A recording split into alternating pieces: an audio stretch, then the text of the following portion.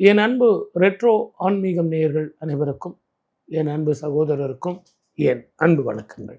Sir, நம்ம நிறைய விஷயங்களை கேள்விப்படுறோம் சார். அப்படி மிக முக்கியமாக கேள்விப்படுறது என்னன்னா, இந்த சனி பயிற்சினா என்ன அப்படின்றது. அதில் இன்னொரு அடுத்த அப்கிரேடட் லெவலில் ஒன்று சொல்கிறாங்க, சனி வக்கர பயிற்சி அப்படின்னு.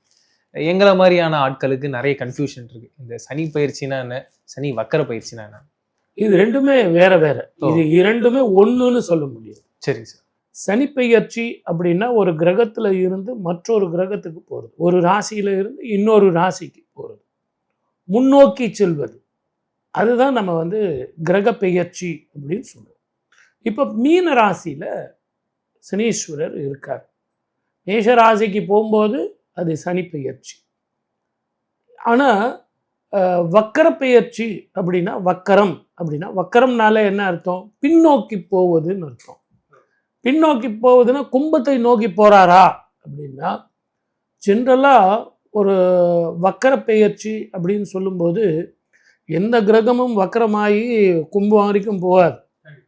நம்ம குரு பெயர்ச்சியில் கூட அதிச்சாரமாக அவர் சிம்மம் வரைக்கும் போறாரு அப்படின்னு நம்ம சொன்னோம். ஆனால் அதனுடைய நிழல் பின்னோக்கி கும்பம் வரைக்கும் வரும் அப்படிங்கிறது தான் உண்மை.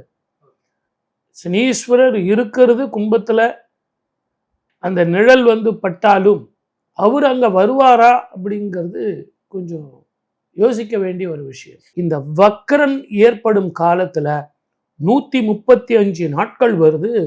இந்த வக்கரன் இருக்கு. 27/7/2026 விடியற் காலையில் 1:14 சனீஸ்வரர் வக்கரம் ஆகிறார். 11/12/2026 காலையில் 5 மணிக்கு வக்கர கதி நிவர்த்தி. சார், கடகராசிக்கு இந்த சனி வக்கர பயிற்சி எப்படி இருக்க போகுது? ரொம்ப ஜாகிரதையாக இருக்கணும். ஏன்னு கேட்டிங்கன்னா, குரு ஜென்மத்தில் இருக்கார். 5, 7, 9 பார்வை இருக்குன்னு எல்லாரும் சொல்லிட்டாங்க. அதுவும் உச்சம் பெற்ற குரு 12 வருஷத்துக்கு ஒரு முறை. ராகு கேது மாறப்போகிறாங்க. ஜென்மத்துக்கே வரப்போகிறார் கேது. கரெக்டாக 7ஆம் இடத்துல ராகு. இதில் உங்களுக்கு சனி எங்கே இருக்கார்? 8ஆம் பார்வை பார்க்க போகிறார். அவர் இருக்கிறது 9ஆம் இடம்தான். இருந்தாலும் குரு பார்வை ஒரு 5 மாதம்தான். இந்த ராகு கேது மாறும்போது உங்களுக்கு நிச்சயமாக அதுவும் மாறிடும். இப்படி ஒரு சிக்கலான கதை அப்படிங்கிறதுனால வேற்று மொழி இனத்தவர்களால் மிக கவனமாக இருக்கணும். வழக்கு வியாஜ்யங்கள், வார்த்தை கொடுக்கறது, அடுத்தவங்களுக்கு நான் உங்களுக்கு அதை ஹெல்ப் பண்ணுறேன் சார் நான் சொல்கிறத கொஞ்சம் கேளுங்க, நான் சொல்கிற மாதிரி பண்ணுங்க அப்படின்னு சட்டத்தில் தலையிடுறது, அதெல்லாம் வேண்டாம். உங்கள் வேலை என்னவோ அதை பாருங்கள். நான் அடுத்தவனுக்கு உதவுறேன், அடுத்தவனுக்கு புத்தி சொல்கிறேன், அடுத்தவனுக்கு நான் பணம் கொடுக்குறேன், இதெல்லாம் வேணாம். அதெல்லாம் உங்களுக்கு மனப்பிரச்சனையும், பணம் கொடுத்து பிரச்சனையை விலைக்கு வாங்குறதோட பணம் கொடுக்காம பிரச்சனை வர்றது தப்பு இல்லை. இப்போ இந்த ராசியில் இருக்கவங்க, எக்ஸாம்பிள் ஒரு பொலிட்டீஷியனாக இருக்காங்க, ஒரு லாயராக இருக்காங்கன்னா அவங்களுடைய வாழ்க்கை எப்படி சார்? கடகராசியில் இருக்கிறவங்களுக்கு அரசியல்வாதியாக இருந்தாலும் சரி, ஆன்மீகவாதியாக இருந்தாலும் சரி, ரொம்ப ரொம்ப கவனமாக தான் இருக்கணும். ஏன்னா ஒன்று ராகு கேது, இன்னொன்று சனி வக்கரன், இன்னொன்று குரு பார்வை சனீஸ்வரருக்கு இல்லை. உடல் ஆரோக்கியத்தில் மிக கவனமாக இருக்கணும். கூட இருக்கிறவங்களால நம்பிக்கை துரோகங்கள் வரத்தான் செய்யும். நேற்று வரைக்கும் உங்களை தூக்கி வச்சு தரையில் ஆடினவங்க இன்னைக்கு திடீர்னு உங்ககிட்ட குறைய எதிர்பார்க்கலாம். அதே மாதிரி உடல் ஆரோக்கியத்தில் நேரத்துக்கு சாப்பிடணும், நேரத்துக்கு தூங்கணுங்கிறதுனால கொஞ்சம் கீரை, பேரிச்சம்பழம், பால், அயன் அண்ட் புரோட்டீன் நிறைய எடுத்துக்கணும். இரவு நல்ல தூங்கணும். எவ்வளோக்கு எவ்வளோ நீங்கள் ரெஸ்ட் எடுக்கிறீங்களோ அவ்வளோக்கு அவ்வளோ சரியானபடி நீங்கள் முடிவெடுக்க முடியும். வெளுத்ததெல்லாம் பால் அப்படின்னு இனிமேற்பட்டு இருக்க முடியாது இல்லைங்களா? ஆகவே இந்த காலகட்டத்தில் சரியானபடி முடிவு எடுத்தால் சாதனைகள் செய்யலாம். சரி, இவங்களுடைய வாழ்க்கையில் எஜுகேஷன் எப்படி இருக்கும்? நல்லா இருக்கும் சார். மெமரி பவர் கூடும், நல்லா படிக்கலாம், மேற்கொண்டு படிக்கலாம், பிஹெச்டி பண்ணலாம், வெளிநாடு போய் படிக்கலாம், வெளிநாட்டு யூனிவர்சிட்டியில் படிக்கலாம், நீங்கள் கேட்ட யூனிவர்சிட்டி கிடைக்கும், நீங்கள் கேட்ட படிப்பு கிடைக்கும், நீங்கள் எதிர்பார்த்த அந்த பண வரவு வரும், எல்லாம் வரும். ஆனால் ரொம்ப ஸ்ட்ரெயின் பண்ணி ஸ்ட்ரகிள் பண்ணி தான் கிடைக்கும். அந்த 135 நாள் இருக்குது பாருங்கள், அது மிக கவனமாக இருக்க வேண்டும். அந்த காலகட்டத்தில் காயை நகர்த்துறது நிதானமாக பொறுமையாக பார்த்து தான் நீங்கள் நகர்த்தணும். இல்லைன்னா அங்கங்கே ஸ்ட்ரக் ஆகி அப்படி அப்படியே நிற்கும். அந்த டிசம்பர் மாதம் 5ஆம் தேதி ராகு கேது பெயர்ச்சி வேற. அதனால் 12ஆம் தேதி உங்களுக்கு வக்ர நிவர்த்தி. அதுக்கு பிறகு உங்களுக்கு நல்லா இருக்கும். சரி, வீட்டில் இருக்கவங்க பெரியவங்களுடைய உடல்நிலை எப்படி இருக்கும்? உடல் ஆரோக்கியத்தில் நிச்சயமாக மருத்துவ செலவு, டாக்டர் செலவு, ஹாஸ்பிட்டல் செலவு இருக்கத்தான் செய்யும். கை மருந்து, நான் அதை கொடுக்குறேன், இதை கொடுக்குறேன், சீரகம் சாப்பிடு, சீரகம் தண்ணி குடி, அதெல்லாம் கொடுத்து இன்னும் பிரச்சனையை வர்றதை விட எதுவாக இருந்தாலும் நீங்கள் டாக்டரை போய் பார்த்து ஒரு டேப்லெட் அவங்க மூலியமாக வாங்கி சாப்பிட்றது பெரிய பெரிய மருத்துவ செலவை நீங்கள் குறைக்கலாம். ரொம்ப அழகாக எல்லாம் எக்ஸ்பிளைன் பண்ணீங்க. இப்போ கிரகங்களுக்கும் இந்த சனி வக்ரன் அப்படின்றது பாதிப்பை ஏற்படுத்துங்களா? கண்டிப்பாக உண்டு. இப்போ குரு வக்கரமாகி அவர் சுபராக இருந்தால் கூட சில நேரங்களில் வக்கரம் ஏற்படும் போது அவர் அசுப பலன்களை கொடுக்கக்கூடியவர். இங்கே இவர் அசுபராக இருந்து வக்கரம் ஏற்படும் போது தன்னுடைய வீட்டை தானே பார்க்க போகிறார், தன்னுடைய கும்ப ராசியை தானே பார்க்க போகிறார். ஆகவே இந்த 7.5 சனி, அஷ்டம சனி, அர்த்தாஷ்டம சனி, ஜென்ம சனி இவர்களுக்கெல்லாம் ஒரு ஔஷதமாக ஒரு 5 மாதம் ஒரு ரிலீஃப் கிடைக்கிற மாதிரி இருக்கும். ஒரு சில பேருக்கு ஷஃப்லிங்னு சொல்லுவாங்க இல்லையா, அந்த மாதிரி ஏற்ற இறக்கம், மாற்றங்கள், இடமாற்றங்கள், தொழில் மாற்றங்கள், வருமான மாற்றங்கள், இது எல்லாம் கொஞ்சம் சேஞ்சஸ் கண்டிப்பாக இருக்கும்.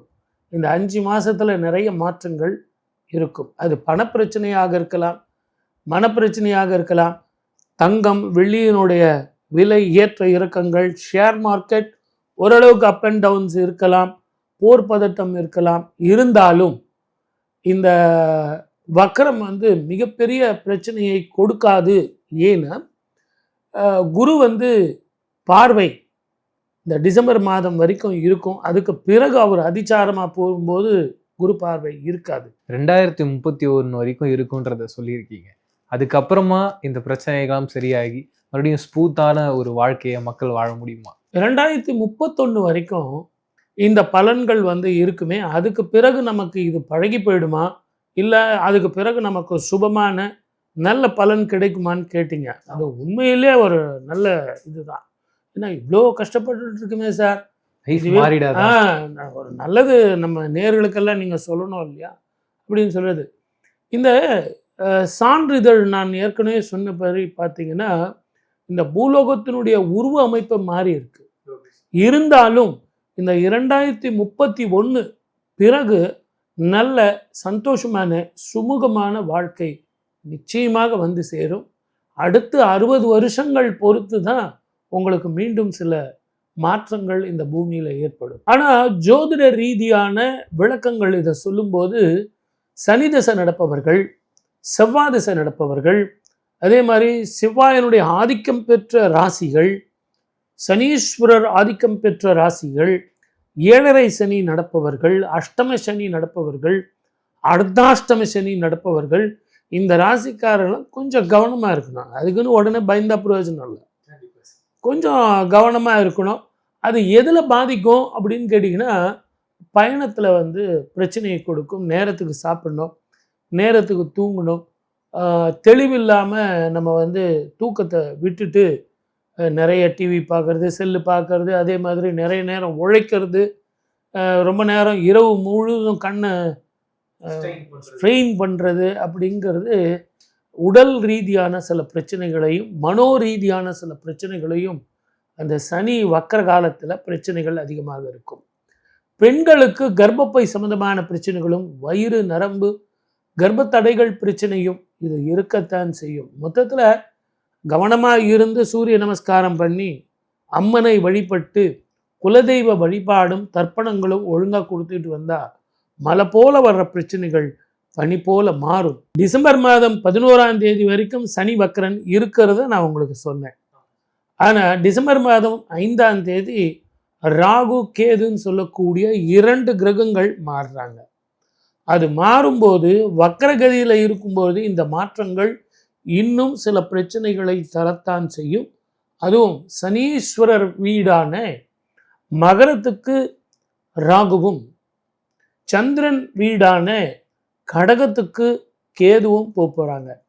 இப்படிப்பட்ட காலகட்டத்தில் தான் குருவனுடைய பார்வையும் சனீஸ்வரருக்கு இல்லாமல் அதிச்சாரமாக சிம்ம ராசிக்கு போக போகிறார். இப்படிப்பட்ட காலகட்டங்களில் அரசியல் மாற்றங்கள், அரசியல் தலைவர்கள் பயணத்தில் மிக கவனமாக இருக்கணும். பேரும் புகழும் கொண்டவர்கள் அத்தனை பேரும் மிக மிக ஜாக்கிரதையாக சாப்பாட்டு விஷயத்தில் இருக்கணும். நேரத்துக்கு சாப்பிடணும், நேரத்துக்கு தூங்கணும். இதை எல்லாத்தை விட பெண்கள் இடமாற்றத்திற்காக வெளிநாடோ வெளி மாநிலமோ நான் போகிறேங்கிறத கொஞ்சம் தவிர்த்துட்டு நம்ம இங்கேயே இருக்கிறது, கொஞ்சமாக சம்பளம் வாங்கினாலும் பிரச்சனை இல்லாமல் உடல் ஆரோக்கியத்தோட மன நிம்மதியோடு நம்ம இங்கே இருக்கலாம் அப்படிங்கிறது ஒரு உண்மை. Thank you very much sir. நிறைய விஷயங்கள் பேசணும். மீண்டும் சந்திப்போம். நன்றி. வாய்ப்பளித்த அத்தனை நல்ல உள்ளங்களுக்கும் நன்றி. வணக்கம். சர்வே ஜனா சுகினோ பவந்து.